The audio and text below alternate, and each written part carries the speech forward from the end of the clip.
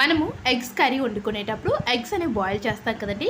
Eggs boil అయిపోయిన తర్వాత water ఉంటాయి. ఆ వాటర్ ఏంటి అంటే మనం బయట పడేస్తూ ఉంటాం. కానీ ఇలా డైరెక్ట్గా బయట పడేయడం కంటే కూడా ఇక్కడ చూసారు కదా, మనము సింక్ వాడుతూ ఉంటాం కదా, అంటే సింక్లో గిన్నెలు గట్ట పడేయడం గట్ట చేస్తూ ఉంటాము.